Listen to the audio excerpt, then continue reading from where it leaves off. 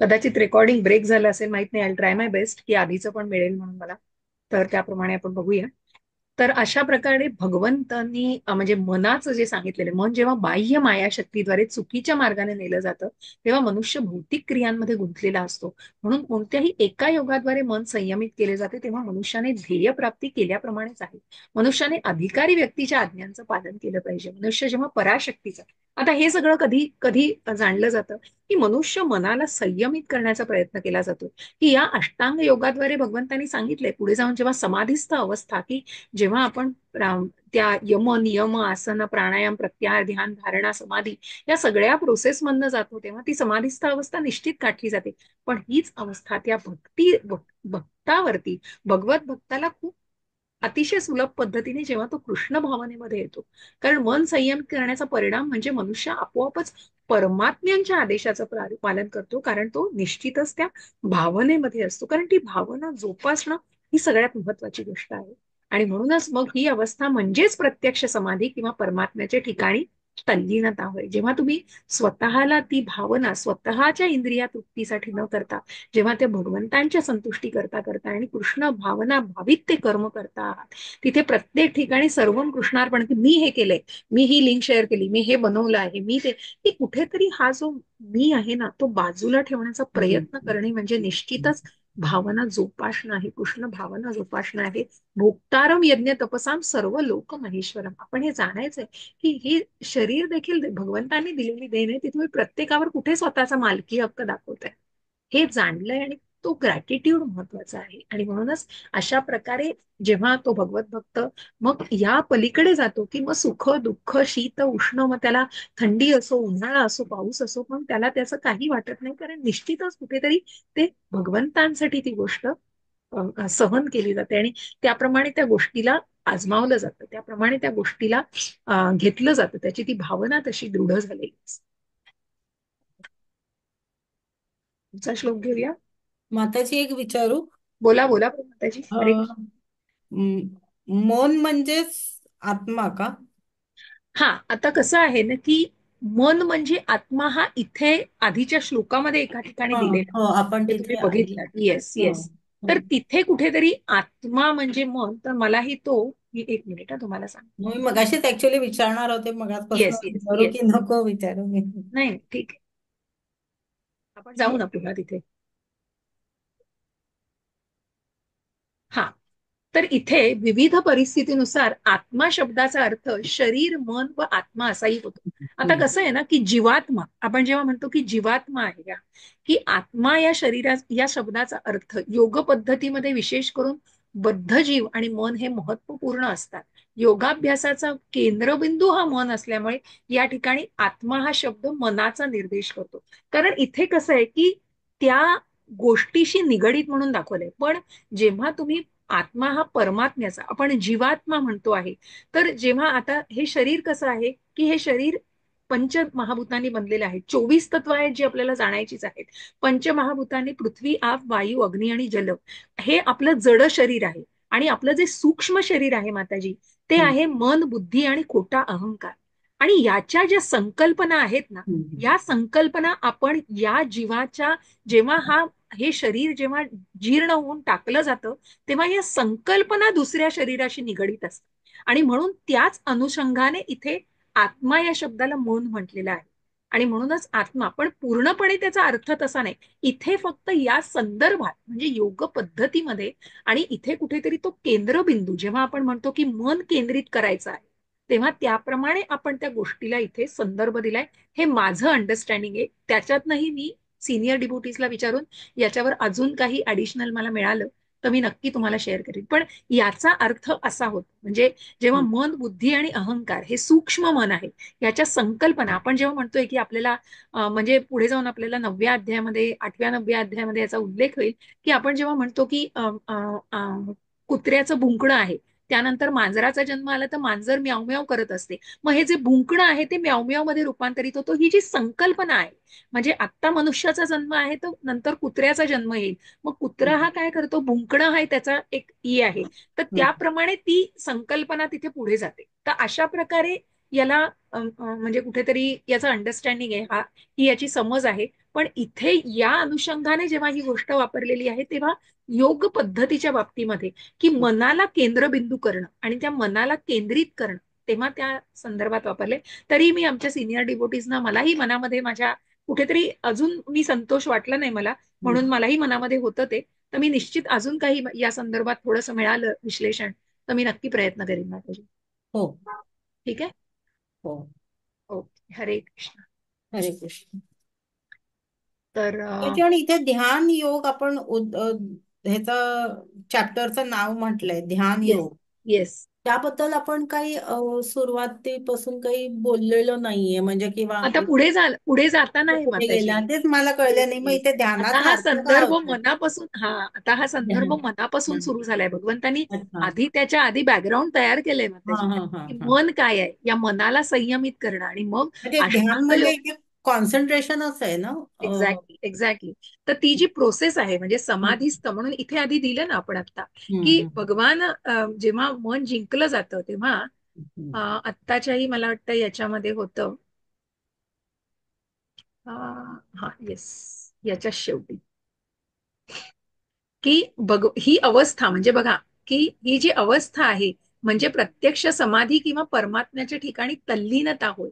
म्हणजे हं, अष्टांग योगाची जी शेवटी पातळी आहे ती समाधीस्थ अवस्था आहे. समाधीस्थ अवस्था म्हणजे एकरूप होणं, कोणाशी एकरूप नाही तर भगवंतांशी जोडलं जाणं. हं, आणि म्हणून हाच ध्यान योग आहे. ध्यान योग, त्या ध्यानाने भगवंतांशी जोडलं जायचंय. त्या ध्यानाची शेवटचा टप्पा अष्टांग योगाची 8 अंगांनी जोडलं जातो आपण. आणि त्या 8 अंगांना आपल्याला हळूहळू आता जाणायचंय. म्हणून भगवंतांनी आधी बॅकग्राऊंड तयार केलंय सगळं, की मन हं. हे तुम्हाला कशासाठी आणि कुठल्या या प्रक्रिया आहेत, ही प्रोसेस काय आहे ते जाणून पुढे पुढे हळूहळू भगवंत त्या प्रोसेसमध्ये शिरतायत आणि भगवंत आता त्याविषयी ज्ञान देणार आहे. ज्ञान विज्ञान तृप्तात्मा कूटस्थो विजितेंद्रियः युक्त इत्युच्यते योगी समलोष्ट्राश्म कांचनः. कुणाला वाचायचं आहे? मी सायली वाचू माताजी माताजी? सांगाल. वाचा माताजी. हो. हरे कृष्ण.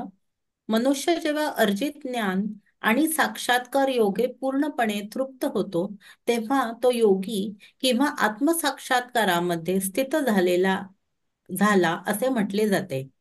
असा मनुष्य अध्यात्मात स्थित आणि आत्मसंयमी असतो.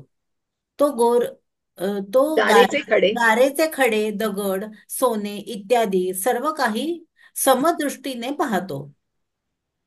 तात्पर्य: परम सत्याच्या अनुभूतीशिवाय पुस्तकी ज्ञान हे निरुपयोगी आहे. याबद्दल पुढील प्रमाणे सांगण्यात आले आहे. अतः श्रीकृष्ण नामादी न भवेत ग्राह्य मी ग्राह्यमिंद्रियै सेवोन्मुख हि जिह्वादौ स्वयमेव सुरत. स्फुरत्यते तद्देह. आपल्या भौतिक दृष्ट्या दूषित इंद्रियाद्वारे श्रीकृष्णांचा नाम, रूप, गुण, दिव्य आणि दिव्य लीलांचे दिव्य स्वरूप कोणीही जाणू शकत नाही. केवळ दिव्य भगवत सेवेद्वारे मनुष्य जेव्हा आध्यात्मिक दृष्ट्या परिपक्व होतो, तेव्हा त्याला भगवंताचे दिव्य नाम, रूप, गुण आणि लीला प्रकट होतात. ही भगवद्गीता म्हणजे कृष्ण भावनेचे विज्ञान आहे. केवळ संसारिक पांडित्याद्वारे कोणीही कृष्ण भावना भावित होऊ शकत नाही. शुद्ध भावनायुक्त व्यक्तीचा सत्संग होण्या इतपत मनुष्याला भाग्यवान असावे लागते. श्रीकृष्णांच्या कृपेमुळे कृष्ण भावना भावित मनुष्याला साक्षात्कारी ज्ञान असते, कारण तो विशुद्ध भक्तिपूर्ण सेवेने तृप्त झालेला असतो. साक्षात्कारी किंवा अनुभूत ज्ञानाद्वारे परिपूर्णतेला प्राप्त होते. दिव्य ज्ञानाच्या आधारे मनुष्य आपल्या श्रद्धेमध्ये दृढ राहू शकतो, परंतु केवळ पुस्तकी ज्ञानाने तो सहजपणे मोहित होऊ शकतो आणि वरकरणी विरोधाभासामुळे गोंधळून जाऊ शकतो. आत्मसाक्षात्कारी जीव हा वास्तविकपणे आत्मसंयमी असतो, कारण तो श्रीकृष्णांना शरण गेलेला असतो. तो दिव्य असतो, कारण त्याला संसारिक पांडित्याशी मुळीच कर्तव्य नसते. सांसारिक विद्वत्ता आणि मानसिक तर्कवाद जरी इतरांना सोन्याप्रमाणे भासत असेल, तरी त्यांच्या लेखी मात्र त्यांना खडे किंवा दगडापेक्षा अधिक मूल्य नसते. हरे कृष्ण. हरे कृष्ण, हरे कृष्ण.